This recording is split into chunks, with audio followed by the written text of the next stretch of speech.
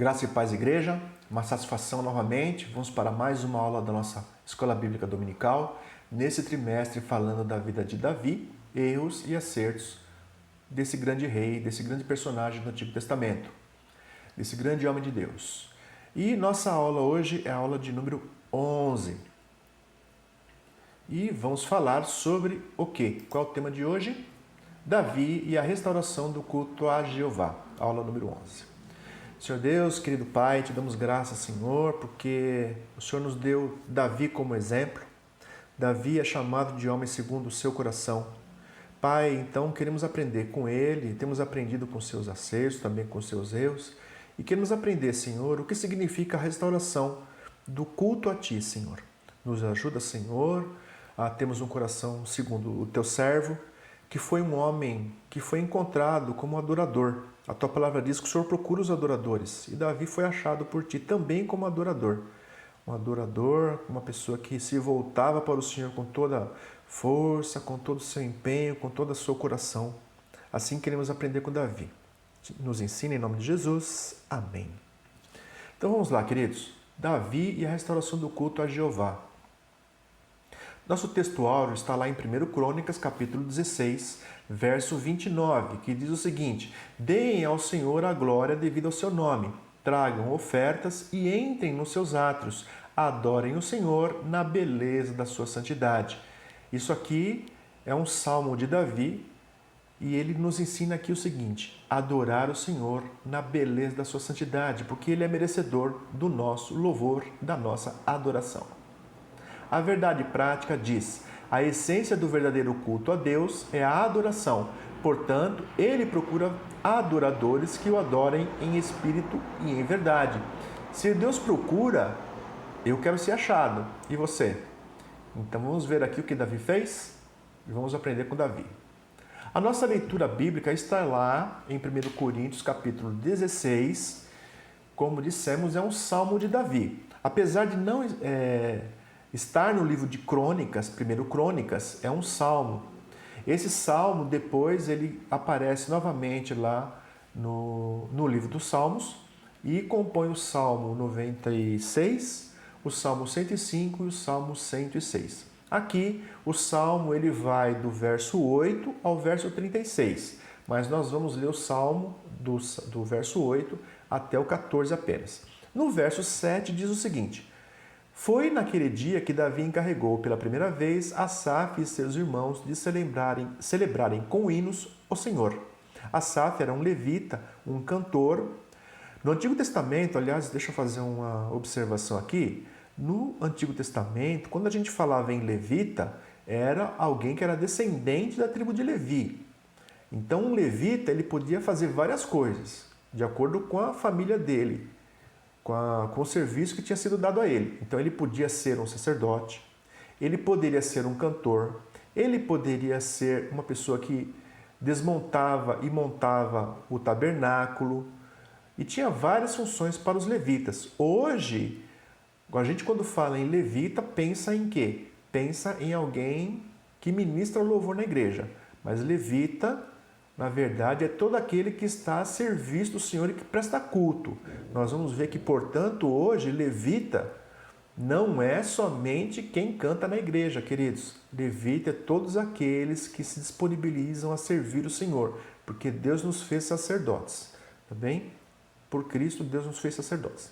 Então, Asaf aqui era um levita voltado para o louvor. E qual foi o louvor que Davi entregou para Asaf? Diz o seguinte: Deem graças ao Senhor, invoquem o seu nome, tornem conhecidos entre os povos os seus feitos. Cantem a Deus, cantem louvores a Ele, falem de todas as suas maravilhas, gloriem-se no seu santo nome, alegre-se o coração dos que buscam o Senhor. Busquem o Senhor e o seu poder, busquem continuamente a sua presença. Lembrem-se das maravilhas que Ele fez, dos seus prodígios e dos juízos de seus lábios. Vocês, descendentes de Israel, seu servo, vocês, filhos de Jacó, seus escolhidos. Ele é o Senhor, nosso Deus. Os seus juízos permeiam toda a terra. Então, como nós dissemos, 1 Crônicas 16, de 7 a 14. A introdução. O Pentateuco demonstra toda a estrutura do culto judaico. O Pentateuco são os 5 primeiros livros da Bíblia, autoria atribuída a Moisés: Gênesis, Êxodo, Levítico, Números e Deuteronômio. Principalmente o livro de Êxodo e o livro de Levítico, eles vão dar o culto judaico. Em Êxodo nós vamos encontrar o quê? O templo, o tabernáculo. O tabernáculo, quais eram as peças, o que significavam as peças. Então nós temos as cortinas, nós temos o altar de incenso, o altar do holocausto, a arca, o propiciatório, o que significa cada um deles, né? E o culto judaico, a forma como ele era realizado, nós vamos encontrar muito no livro de Levítico. E somente por revelação de Deus, Moisés poderia ter estabelecido ritual tão cheio de símbolos e também com tal complexidade. Porque quando a gente lê Levítico, a gente vê que o ritual judaico, o culto judaico, era cheio de complexidade. Toda a simbologia, contudo, ela aponta para Jesus e seu trabalho de redenção do homem. Então, a arca ela tem um significado propiciatório, o dia da expiação, a oferta pelo pecado, tudo isso tem um significado e aponta para Jesus, para a obra de Jesus que havia de ser feito na redenção do homem. Nos tempos de Davi, é importante lembrar que a arca se encontrava fora do tabernáculo. Nós vamos falar um pouquinho disso mais à frente. Então, nos tempos de Davi, a arca não estava no tabernáculo. Davi, então, resolve trazer a arca para Jerusalém. Lembrando, a arca estava em Kiriat Jearim, na casa de Obed-Edom. Primeiro na casa de Abinadab, na verdade, depois na casa de Obed-Edom. E Davi, além disso, além de trazer a arca para Jerusalém, ele restaura o culto a Jeová, inclusive edificando um tabernáculo apenas de adoração e regulando o serviço do culto a Deus. É interessante que nós vamos ver aqui que nós tínhamos o tabernáculo de Moisés, que nós tínhamos ali o tabernáculo e todo o serviço religioso que era feito, o serviço de expiação do pecado do homem e de adoração de Deus. Esse tabernáculo, quando o povo chegou na Terra Prometida, ele foi estabelecido em Siló. Em Siló. A arca foi tirada de Siló, ficou por um tempo com os filisteus, depois foi lá para Kiriat Jearim e nesse período, portanto, ficou o tabernáculo sem arca. E agora, Davi se propõe a montar, digamos assim, o tabernáculo. E ele leva somente a arca. Então fica uma situação até interessante, porque nós temos um tabernáculo em Siló, que não tem a arca, e um tabernáculo em Jerusalém, que só tem a arca. Então esse tabernáculo que é chamado de tabernáculo de Davi, em Jerusalém, ele é um tabernáculo exclusivamente de adoração. Não existe sacrifícios, ofertas de sacrifício no tabernáculo de Davi. Isso é algo muito interessante, que Davi estabeleceu a adoração em Jerusalém. O culto e o seu propósito, nosso tópico número 1. Então nós temos aqui, primeiro subtópico, a adoração. E a essência do culto está na adoração de Deus. E aqui nós estamos falando de culto, nós estamos falando propriamente do serviço que é feito. Assim como nós temos o culto de quarta, o culto de quinta, o culto de domingo, nós estamos falando de um culto específico, de um momento que é tirado para prestar a adoração mais específica. A essência do culto está na adoração. Deus é o objeto da nossa adoração. Nós vamos a Deus, nós prestamos o culto porque Deus é objeto. Nós não somos objeto. Nós precisamos entender isso. Nós nos sentimos bem no culto, na adoração a Deus, mas nós não prestamos culto a Deus para nos sentirmos bem, hein? Nós não somos o objeto do culto. O culto, nós prestamos o culto a Deus porque Ele é digno, porque Ele é merecedor. Mas como nós costumamos dizer, não há pessoa que não vá à presença de Deus de forma sincera, de forma honesta, de forma disposta e que saia da presença de Deus do mesmo jeito que entrou. Então, quando a pessoa vai na presença de Deus e vai com o objetivo de adorar a Deus, a pessoa recebe de Deus também algo em troca para a sua própria edificação. A palavra adoração, ela é do latim. A nossa língua é portuguesa, né? E o português ele tem base no latim. A palavra adorar, ela vem de duas palavras, ad mais orare, que significa junto à boca. A palavra central aqui é orare, que é boca. Então, o que significa isso? Isso dá aquela imagem de um rei e do seu súdito, e o súdito que chega à presença do rei e beija a mão do rei. Coloca a mão do rei junto à sua boca e beija o rei, reconhecendo o quê? Reconhecendo a majestade do rei. No hebraico, e lembrando, né, o Antigo Testamento ele foi escrito em hebraico e partes dele em aramaico, a palavra é sará, que significa curvar-se, inclinar-se, prostrar-se, ou seja, uma atitude de reconhecimento de superioridade da outra parte.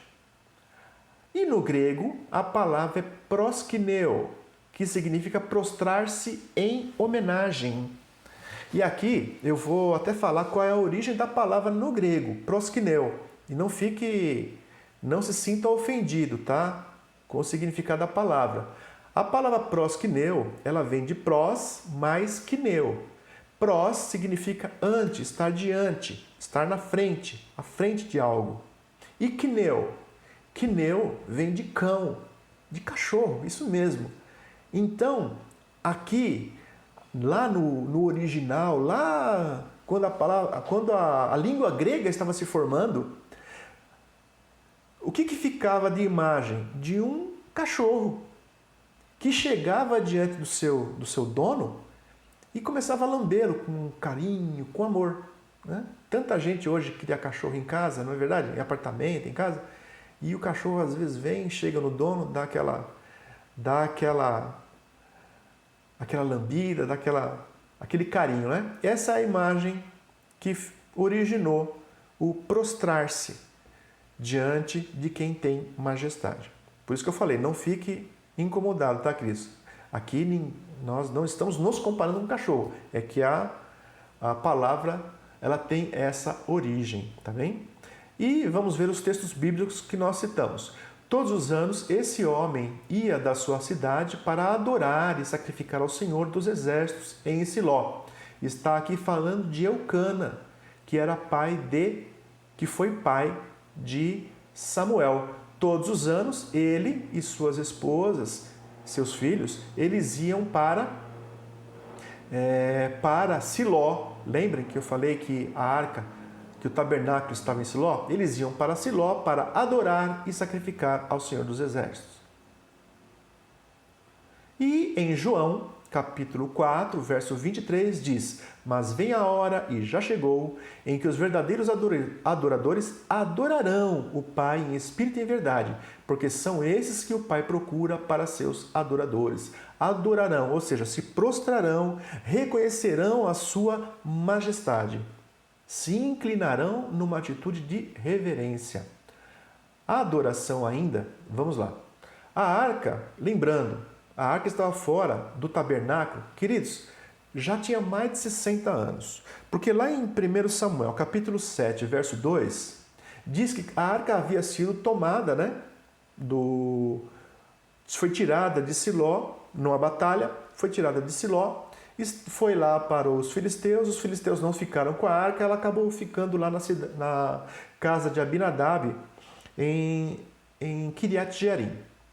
E no capítulo 1, em 1 Samuel, capítulo 7, verso 2, diz que a arca já tinha mais de 20 anos que estava nessa situação e que o povo clamava pela presença de Deus.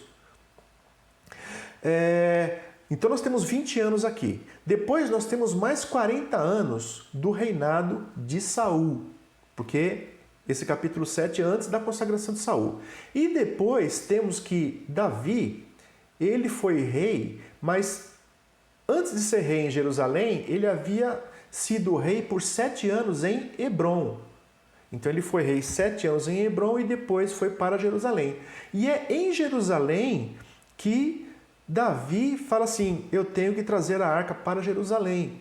Então já fazia mais de 60 anos que a arca estava fora do tabernáculo. Aquele tabernáculo que ficava em Siló, ele já tinha mais de 67 anos, né? Se a gente fizer as contas, 20 mais 40 mais 7, vai dar 67 anos no mínimo que a arca está fora do tabernáculo, que está lá em Kiriat Jearim, na casa de Abinadab.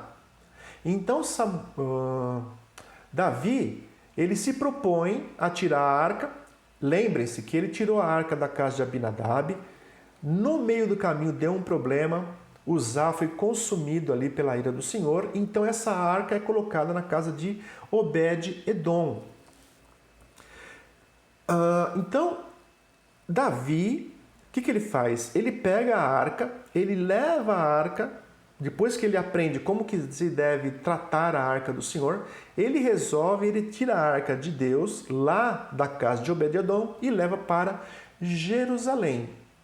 E olha só como é que foi essa caminhada de Davi da casa de Obed-Edom. Ele próprio acompanhou, escoltou, digamos assim, a arca, né, de Obed-Edom para Jerusalém. E diz lá, 2 Samuel, capítulo 6, verso 14 e verso 15. Davi dançava com todas as suas forças diante do Senhor.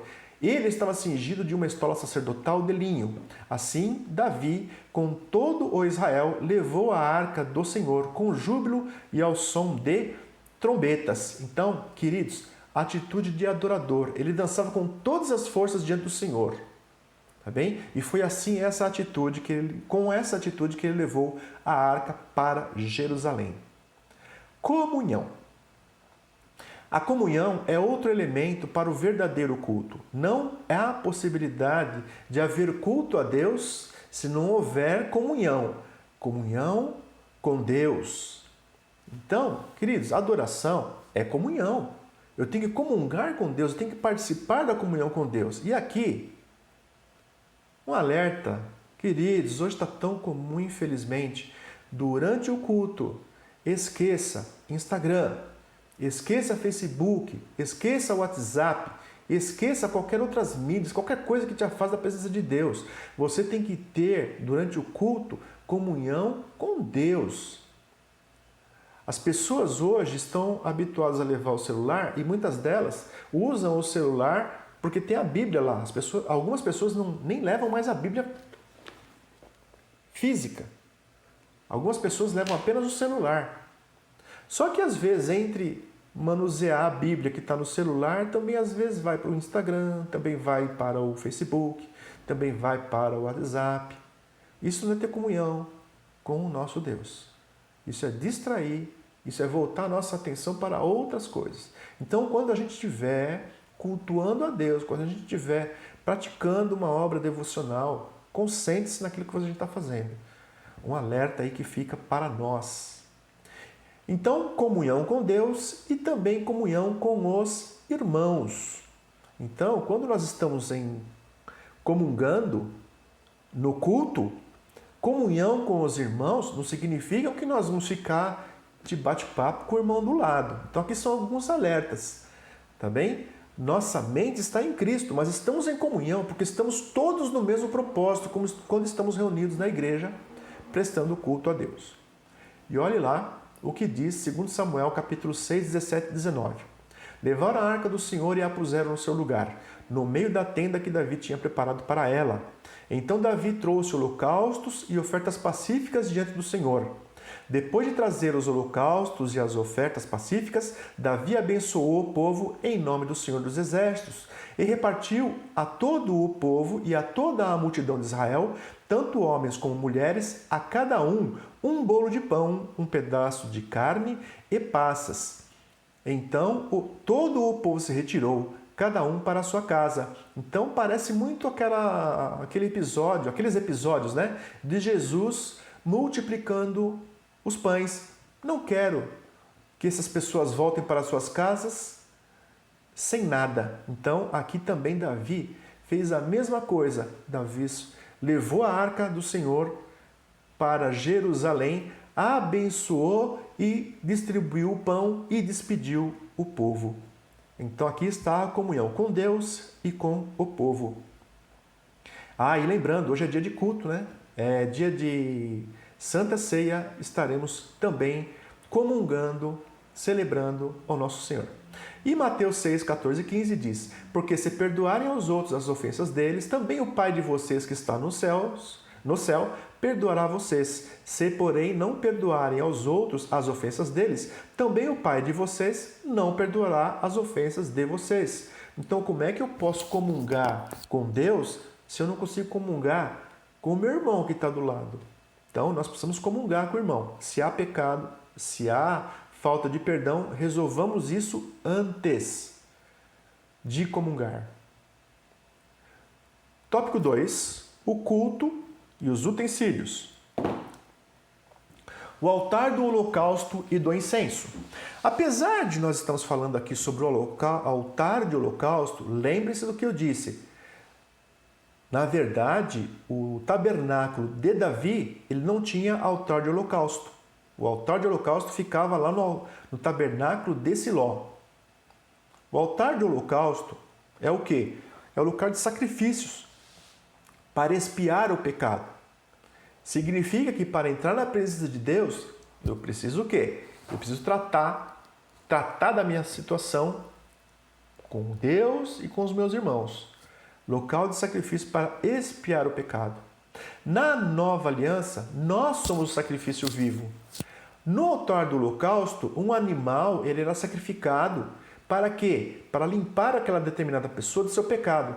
Nós já fomos limpos pelo sangue de Jesus. Na nova aliança, segundo o apóstolo Paulo, nós devemos apresentar um sacrifício vivo, não morto mais.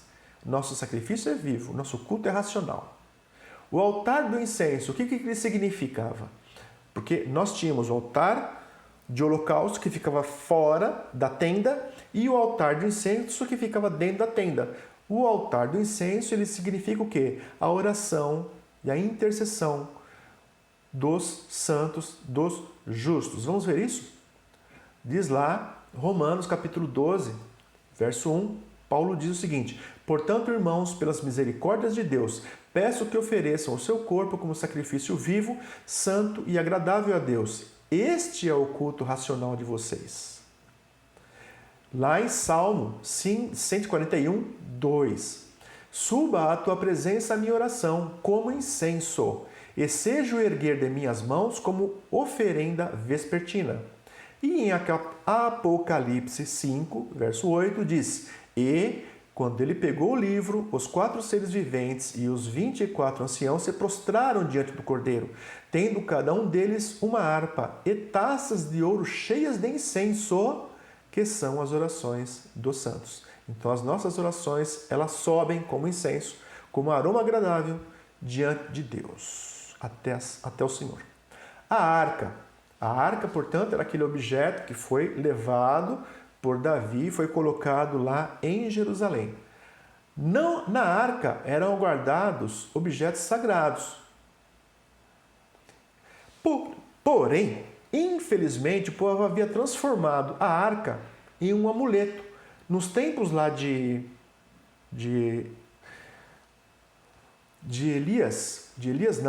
Eli, o povo usava a arca como um objeto, como um amuleto. Então, quando o povo ia guerrear com alguém, levava a arca, mas não tinha sentido espiritual algum. Na verdade, eles levavam com uma arca como um amuleto, como um fetiche para quê? Para que aquilo pudesse dar força, energia para as pessoas. As pessoas olhavam para a arca, a arca do Senhor está aqui, a presença do Senhor está conosco, vamos guerrear. Mas a derrota do povo foi tremenda. Davi queria restaurar o significado original da arca, ou seja, a arca significava o quê? A presença de Deus. A presença de Deus era na arca, especificamente no propiciatório. O que era propiciatório? Era a peça que ficava sobre a arca. Às vezes as pessoas, alguns falam que era a tampa da arca. Eu particularmente não gosto de usar esse significado, essa palavra tampa da arca, porque tira o significado do propiciatório. Porque na verdade o propiciatório ele era tão importante quanto a arca. Porque no propiciatório, onde estavam aquela peça que era de ouro puro, que ficava sobre a arca, que tinha os dois querubins, um voltado para o outro, olhando para baixo, as asas deles se tocando, ali era que era manifesta a presença de Deus. Era no propiciatório que se manifestava, não era na arca, era no propiciatório. Então, o propiciatório não era um mero objeto acessório da arca, não. Ele era um objeto com alta relevância. E Êxodo 25, 22 diz: ali eu me encontrarei com vocês e, de cima do propiciatório, que é o que nós estamos falando, do meio dos dois querubins que estão sobre a arca do testemunho, falarei com você a respeito de tudo o que eu lhe ordenar para os filhos de Israel. Então era ali que era manifesta a presença de Deus, no propiciatório. E 1 Samuel 4, 3, 5 e 10 fala de quando o povo perdeu a arca para os filisteus. Quando o povo voltou ao arraial, os anciãos de Israel disseram: por que o Senhor nos derrotou hoje diante dos filisteus? Vamos trazer de Siló a arca da aliança do Senhor, para que esteja no meio de nós e nos livre das mãos dos inimigos. Olha só o amuleto aí, tá vendo? Segue lá o verso 5. Quando a arca da aliança do Senhor chegou ao arraial, os israelitas gritaram tão alto que o chão tremeu. Verso 10. Então os filisteus lutaram, e Israel foi derrotado, e cada um fugiu para a sua tenda. Foi uma grande derrota, pois foram mortos de Israel 30.000 homens. E a arca foi tomada pelos filisteus aqui. Olha só, queridos, a arca não é um objeto simples, um amuleto, um fetiche que se pode usar como se fosse um objeto de sorte. O tópico 3, o culto e sua liturgia. A liturgia na velha aliança, subtópico 1. Bem, primeiro, o que é a liturgia, né? Você já deve ter ouvido falar em liturgia. O que é liturgia? Liturgia vem do grego leiton mais ergon, que significa serviço público, a obra pública, o serviço que é prestado. São formas rituais prescritas visando a adoração. Quando a gente vai lá em Levítico, principalmente, a gente vai ver que o culto era do quê? Na velha aliança. De que forma que ele era? Ele era complexo. A liturgia era complexa. Existia a forma correta de se fazer as coisas. Regras rígidas. Era inflexível. O sumo sacerdote, somente ele podia entrar no local chamado Santo dos Santos, onde tinha a arca, onde tinha propiciatório. Somente ele podia entrar, somente uma vez por ano, somente no dia da expiação. Para que ele pudesse entrar, ele tinha que se preparar já uma semana antes, começar a se preparar. Para entrar lá naquele local, no Santo dos Santos, ele precisava entrar da forma correta. Então, não era de qualquer forma que se fazia as coisas, não. Bendito seja Jesus, que tirou toda essa complexidade. Porque na nova aliança, agora vigora o quê? A simplicidade. Nós não temos todo aquele ritualismo. Nós até temos uma liturgia, mas não temos aquele ritualismo. Nós temos o quê? Em que simplificou a nossa liturgia? Nós temos a leitura das Escrituras, nós temos oração, nós temos louvor, nós temos ações de graças, ensino, como nós estamos falando aqui, que faz parte da leitura das Escrituras. Não obstante, essa simplicidade permanece o respeito, o temor e a reverência a Deus. Por isso que nós falamos agora há pouco, né? Não fique com o WhatsApp, não fique lá brincando no Instagram. Ai, que bonito. Puxa, mas o pastor falou um negócio agora. Mas eu estou no Instagram, não está nem ouvindo o que o pastor está falando, que a pessoa que está pregando, está ensinando. Por quê? Porque a tua mente está fora. Puxa vida, concentre-se no que, na palavra do Senhor que está sendo ministrada ali, que é para edificar a sua própria vida. Atos 14, 26, diz o quê? Que fazer então, irmãos? quando vocês se reúnem, um tem salmo, outro tem ensino, este traz uma revelação, aquele fala em línguas e ainda outro faz a interpretação, que tudo seja feito para edificação. Efésios 5, 19 e 20 diz: falando entre vocês com salmos, hinos e cânticos espirituais, cantando e louvando com o coração ao Senhor. Cantando e louvando com o coração ao Senhor, dando sempre graças por tudo a nosso Deus e Pai, em nome de nosso Senhor Jesus Cristo. Esta é a liturgia do Novo Testamento, essa é a liturgia da igreja. Não temos mais aquela complexidade toda. E aqui nós temos, fazer rapidamente aqui, uma distinção entre a liturgia da Nova Aliança e da Velha Aliança. A Velha Aliança ela é baseada na lei. Diz lá Levítico 7.1. Esta é a lei a respeito da oferta pela culpa. Coisa santíssima é. Então existia uma lei para estabelecer a oferta pela culpa. Na Nova Aliança, a base é o Espírito. Atos 2.4. Todos ficaram cheios do Espírito Santo e começaram a falar em outras línguas, segundo o Espírito lhes concedia que falassem. Na Velha Aliança, prevalecia o sacerdócio levítico. Somente quem era levita podia exercer sacerdócio.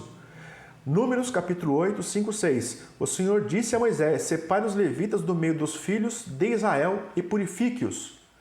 Na Nova Aliança, o sacerdócio é universal. 2 Coríntios capítulo 3, verso 6. O qual nos capacitou para sermos ministros de uma nova aliança, não da letra, mas do Espírito, porque a letra mata, mas o Espírito vivifica. E 1 Pedro 2,9 vai falar que nós fazemos parte do sacerdócio real, nós somos constituídos sacerdotes, todos somos sacerdotes. Na Velha Aliança, o Espírito Santo, ele recai sobre os ofícios. Ou seja, era profeta, cai sobre os reis, cai sobre os sacerdotes, ou sobre aqueles a qual o Espírito entendia que era o caso de completar aquela pessoa para uma determinada obra. Então, eu não vou ler porque o texto é grande, é Números capítulo 11, verso 17, verso 25, nós vemos que quando Moisés ele escolhe 70 anciãos ali para repartir com ele o fardo, digamos assim, o encargo de conduzir o povo, né? Saiu parte do espírito dele e encheu aqueles 70 para esta obra. E na Nova Aliança, o Espírito é sobre todos. Atos 2,4, que nós já citamos agora há pouco. Na Velha Aliança, a adoração é no templo. Salmo 122:1. Alegrei-me quando me disseram, vamos à casa do Senhor. Por quê? Porque é na casa do Senhor que se adora. E agora? Como é que é feito? O crente é o templo. O crente é o templo do Espírito Santo. 1 Coríntios 3,16. Vocês não sabem que são santuário de Deus e que o Espírito de Deus habita em vocês? Então nós somos o templo de Deus. No Antigo Testamento, na Velha Aliança, o Espírito estava com. O Espírito vinha com. Né? O Espírito, lá em 1 Samuel 10, verso 6, verso 10, quando Saul ele é consagrado rei, ele volta para sua casa, ele encontra profetas e o Espírito Santo passa a estar com ele, mas não habita dentro dele. Já na Nova Aliança, o Espírito é no crente. Então temos lá Romanos 8,9. Vocês, porém, não estão na carne, mas no Espírito, se de fato o Espírito Santo habita em vocês. E se alguém não tem o Espírito de Cristo, esse também não é dele. 1 Coríntios 2,12. E nós não temos recebido o Espírito do mundo, e sim o Espírito que vem de Deus, para que conheçamos o que por Deus nos foi dado gratuitamente. Então, no Antigo Testamento, o Espírito estava com a pessoa. Na Nova Aliança, o Espírito está na pessoa. Concluindo, queridos, Davi organizou o culto a Jeová e nos deixou um legado de zelo e piedade. Devemos cultuar a Deus, mas não de qualquer forma. embora não estejamos sob os preceitos da velha aliança para o culto, os princípios que os fundamentam, reverência, pureza, sinceridade, devem nortear ainda hoje o nosso culto. E por falar em culto, você que está ansioso para nós voltarmos e cultuarmos ao Senhor, fique atento, porque em breve nós estaremos juntos novamente cultuando ao Senhor no templo, igreja física. Eu aguardo ansioso esse dia, porque eu quero ver meus irmãos e eu quero cultuar junto com vocês, não somente online, mas presencialmente. Que Deus seja louvado, que Deus tenha tocado no seu coração e te dado entendimento a respeito das coisas que aprendemos hoje aqui. Glória a Deus, fique com um abençoado culto, um período de louvor e a ceia do Senhor em breve, que será ministrada pelo pastor Vilmar, nosso amado. A paz do Senhor, queridos. Deus abençoe suas vidas.